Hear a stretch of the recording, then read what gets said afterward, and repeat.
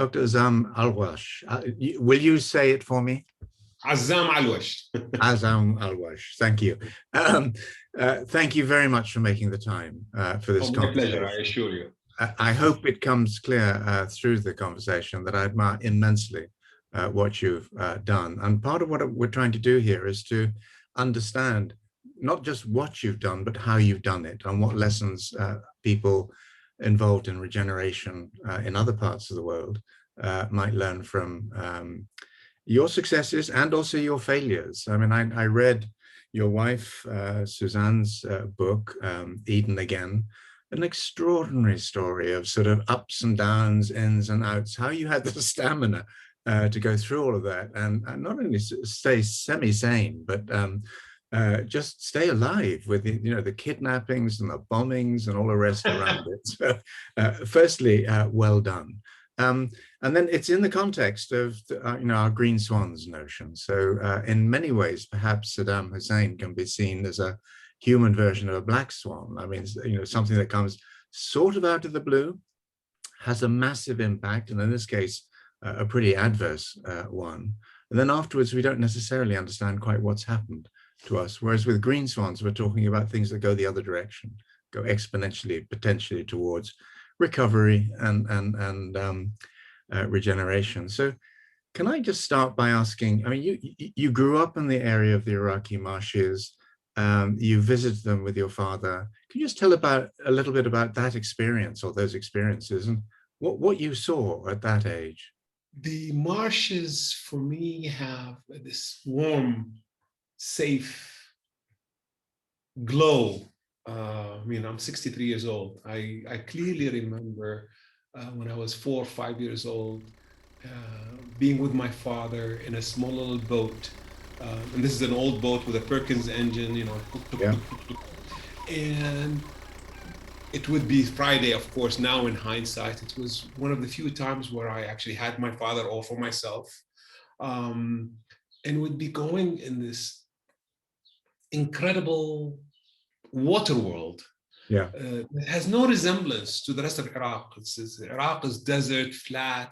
Of course, this water world is flat, but you are, to a child's mind eye, you're in this reed forest, and the boat would meander, and you go over the side of the boat, and you look at the water, and it's clear, and there's fish darting everywhere, and it's sometimes hot, and then you go out into this wide opening, and the breeze comes. I can't describe it in words. Yeah. You have to experience it. You have to see pictures to understand what it is I'm describing. It's a strange world. It's a water world in the middle of a desert. The birds are all over the place. It's just, to me, it is with childhood, with having warm feelings between being with my father.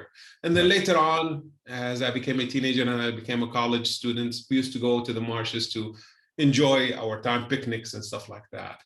Then I went to the United States and became a kayaker with my ex-wife. And we'd be going around these small little wetlands around Southern California. And they're nothing compared to this water world that I come from. Yeah. And I kept on saying to her, wait until we get back to Iraq and I'll show you what the real wetland is. This was back in the middle 80s. By the middle 90s, of course, we know what happened with Saddam going into Kuwait. And then we began hearing about the drying of the marshes. Yeah. And the trip began. Seeing satellite pictures in London in 1994, I remember visiting the House of Parliament. And there was some exhibition about satellite pictures showing the drying of the marshes, which is, as an engineer by then, how can you dry a place like the marshes? How do you dry the Oral Sea? This is impossible. Well, Azzam, let's get into the question of what are the marshes? What sort of scale? And in reading about them, I mean, in terms of your birds, I read somewhere that 2/3 of the migratory wildfowl in the Middle East used to come through the marshes. But for a lot of people, I mean, you describe them as warm and safe and so on. a lot of people saw them as pretty hostile, and even the Babylonians tried to drain them, not very successfully. And I've read that, you know, they're bigger than the Florida Everglades at their peak. They're almost as big as Wales in my own country. So can you just give a little bit of sense of what are we talking about here? Let's talk about nature, right? Southern Iraq is a sedimentary plain. Mesopotamia is a sedimentary plain. What does sedimentary mean? Sedimentary means soil came from somewhere else via water and settled. Yeah. So let's look at the map. Southern Iraq has two mighty rivers called the Tigris and Euphrates, emanating from the mountains of what we call Kurdistan, or the Kurds call Kurdistan. And they bring the water down to the area of Mesopotamia. Now, 10,000 or 13,000 years ago, before the last ice age, when there was an ice age, the water level was 450 feet, 150 meters deeper than it is today.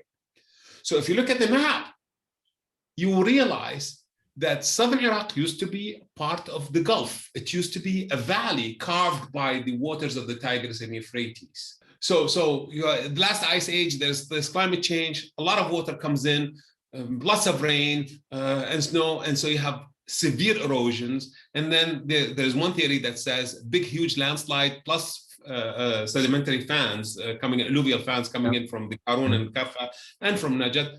All of a sudden, you have a dam, a natural dam that's blocking the path of the Tigris and Euphrates, creating an inner world, right? And this lake probably extended from Basra of today all the way to Baghdad. Good heavens. And then over maybe 1,000, 1,500 years, that whole lake got filled with silt and clay coming out from the mountains of Kurdistan. Yeah. Creating a very plain, very, very flat. I mean, it's flat as a pancake area. Now, the marshes got recreated there. What are the marshes? The marshes are depressions that act as what I will call natural flood control structures. Yeah. Flood control is nature's way of containing floods. You have 60% of the waters of the Tigris and Euphrates that comes down this river, right? In the spring, right? Right about now, when the snow starts melting, when the spring starts, the snows in the mountains of Kurdistan start melting. You have rains coming in. 60% of the water, and the water of the Tigris and Euphrates per annum is around some 60 billion to about 100, 110 billion cubic meters per year, depending on how wet the year was. Yeah. 60% of that water comes in 2 months. That's a humongous amount of water. So what happens? Nature contains that water in a delta, an inside delta here called the marshes, and then over the rest of the year, the water migrates out. And then so what happens is the natural phenomena of the natural evolution of the biodiversity of the marshes is tied up to this flood that comes in every year.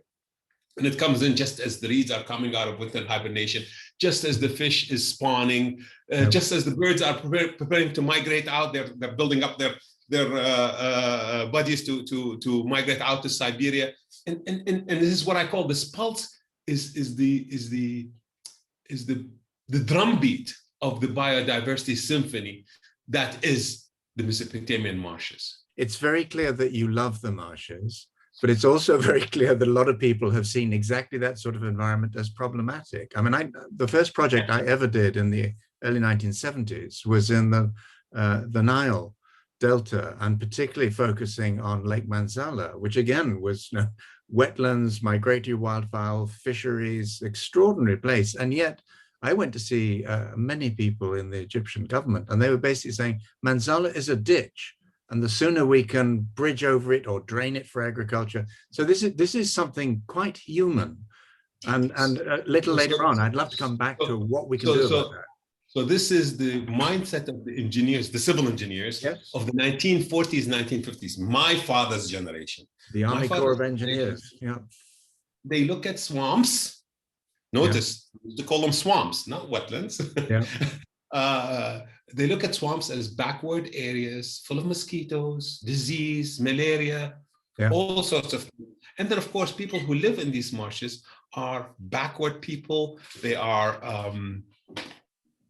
remote.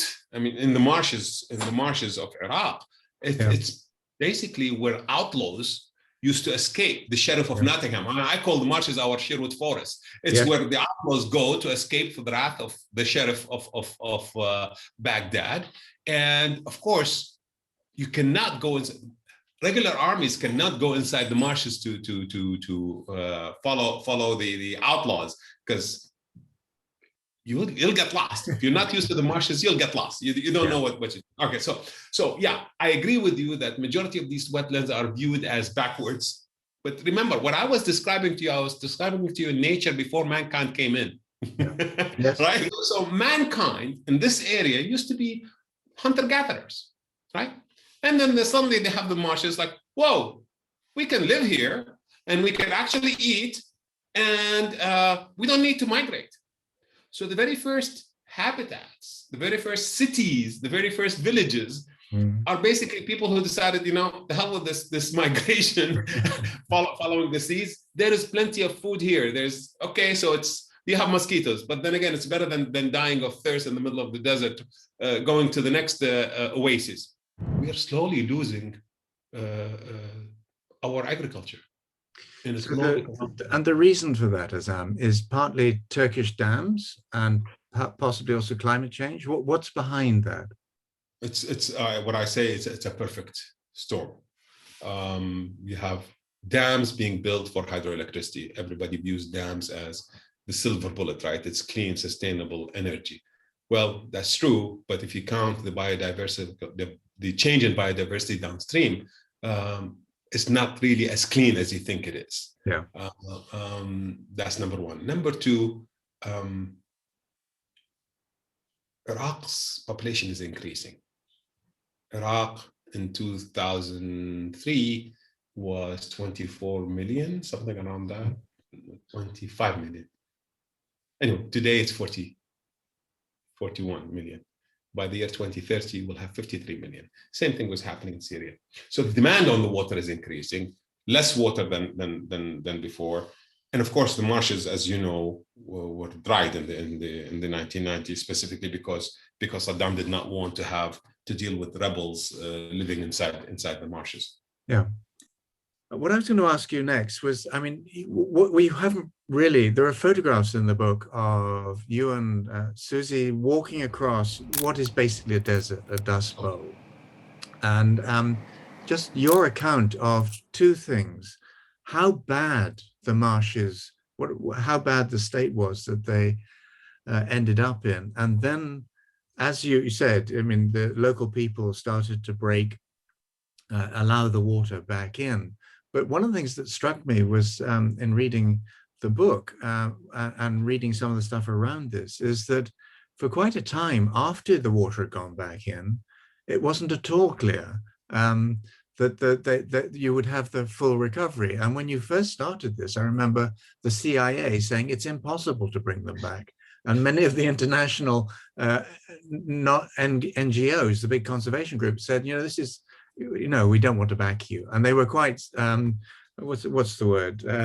You were snubbed, I think, is the way the book puts it. So a little bit of that, why people, you think, resisted what you were proposing, and then how you had the stamina once the process had started to put up with the fact that nature may well recover, but she has her own timescales. Well, you're taking me back to, I'm stubborn by nature.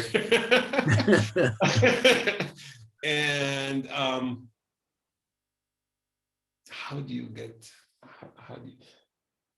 once you see an area that has restored itself, right? You see the possibility. I remember going to two areas, Kermashi and Auda, and looking at this newly introduced water and the green shoots coming out.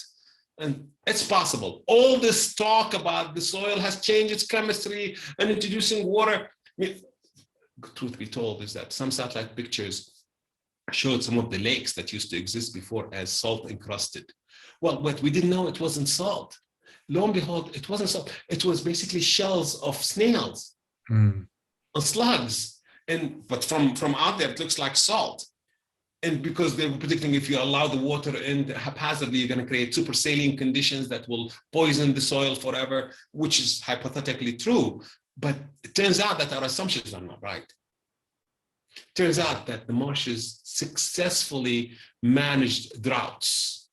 Let nature do what she does, right? I mean, we do have evidence from 5,500 years ago that there was marine life close to Ur, that Vatican the Pope just visited.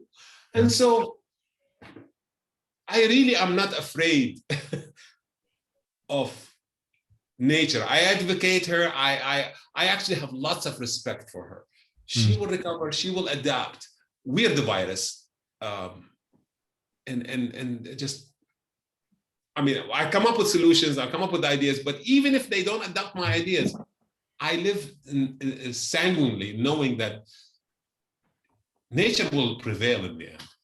I've always liked science fiction, among many other things. And one of the things, when you were talking there, something came to mind, which was, there was a science fiction author, no doubt you've heard of him, Isaac Asimov, who talked. Oh, yes. Yeah, 450. Yes, Foundation series. Foundation the Foundation. Yes. And in that series, there was a scientist, Harry Seldon, who was thinking very deep into the future, tens of thousands of years. And when I was listening to you and you were talking about it may be in 100 years, it may be in 1,000 years, there's a form of intelligence at work there that is incredibly rare. I mean, I'm not saying you're equivalent to Harry Seldon in terms of thinking about tens of thousands of years, but in a way you are. And you will not last forever. You referenced that at the beginning of our conversation. And the question is, how do we make that intelligence more common, to some degree over time endemic? Does that have to be done through, a benign tyrant, God forbid, or better institutions, the sort of institutions of the law, and so on, greater respect for science and so on? But do you have any sense of how that might be done? Or do we rely on mutants like you, people who pop out of the blue and do extraordinary things? Oh goodness, you're giving me way too much, more than I know. No, I assure you I'm a humble guy. I assure you that look, I'm a product of the East and a product of the West. Right? Yeah. My childhood was spent in a country that valued a model of education that is based on memorize, regurgitate, and he who regurgitates best is the top student. Then I went to America. And those who argue best with the professor are the ones that are recognized. Mm-hmm. So I've learned a lot from history from reading in Iraq, but I have also, through living in America, I learned that a lot of what I read was not true. A lot of what I have taken to be facts is in fact subject to question. Look, and this is one of the reasons, I mean, you talk about Nature Iraq, I am actually one of the founders of the American University of Iraq al-Sulaymaniya. And the reason why I did that is because with like-minded people like Dr. Barham Saleh, we believe that critical thinking is what's missing from the equation in Iraq. Yeah. As it turns out, looking at developments over the past 10, 15 years in the West, critical thinking may be in demand everywhere. And so what we need are people who do not take facts, they learn, they question, and they make up their mind. In my opinion, that's where the beauty of internet is and where the danger is. Yeah. I view this Corona thing, right? This hibernation that was forced on us over the past year, I believe it's a blessing. First, we saw how fast nature recovers, right? Yeah. There's a lesson there, right? In 3 months. In 3 months, she's incredible. That's number one. Number two, we really found out that we don't really need cities. All we need is internet. And you and I can talk for 3 hours as if we're right next door. Yeah. We all have access to the internet. Now, there is the problem and the solution, right? So knowledge is available to those who seek it. What we need to make sure is that whoever is seeking has the capability to think critically. And that is I don't see that evolving yet in the educational model. If you had known what this would take from you, I mean, it's given you a lot as well, but if you hadn't known the stresses and strains, you might not have taken that path, but you did. And thank you for doing that. And I just wonder whether along the way you have learned lessons that you would want to share with the next generation of people working on regeneration. And you've talked about critical thinking, and you've demonstrated through the stories that you've told complete stamina. I mean, the sort of unwillingness to sort of give up.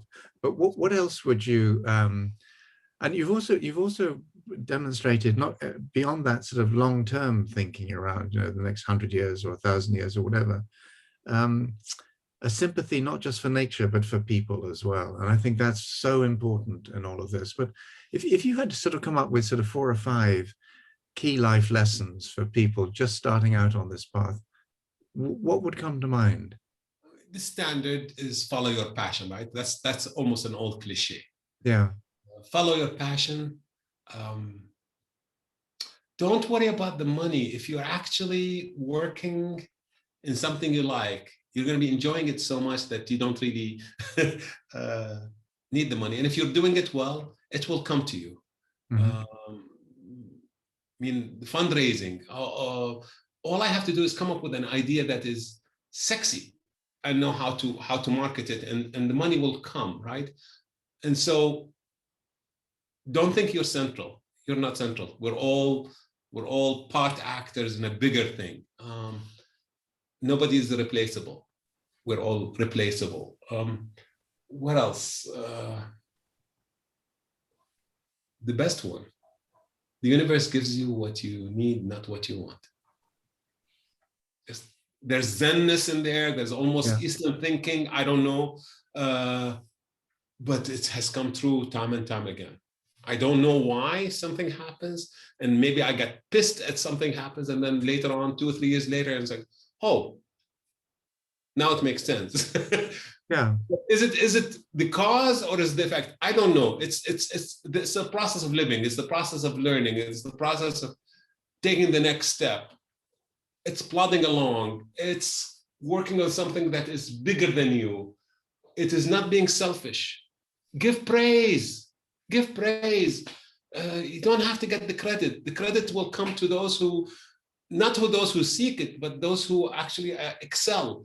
Yeah. And so don't be jealous. Don't just, and this is so hard to do in Iraq. I mean, one of the legacies of 40 years of suppression and repression is there's no team spirit. Bringing in the people of nature, Iraq, and teaching them team, there's no I in team and all that. Just recognize you're one of the team. Yeah. I think that life and the solutions that we now need to co-evolve, absolutely depend on those meanderings. It's like sort of rivers coming into wetlands or whatever. We need to try. Nice. Well, it's been an incredible privilege to, I hope, begin a conversation. I mean, I've really enjoyed it immensely, and it's encouraging me to go back into the history of the marshes and Suzanne's book and much other writing, and I intend to continue that. So if there are at any stage sort of scientific studies that you think are being done that would be of interest or whatever, they could be anthropological, they could be ecological, hydrological, I'd be certainly interested in all of that. But a long life, Azzam, because I genuinely think you have something. It's a genius, it's a form of genius which is not given to many, and you've chosen to use it in a profoundly positive and impactful way. John, I hope that the universe will give us an opportunity to meet in the marshes. It will be my privilege to give you a tour. Give me 10 days of your life, and I'll show you the cradle of civilization. Thank you for what you've done, and also thank you for what you will do. Fingers crossed.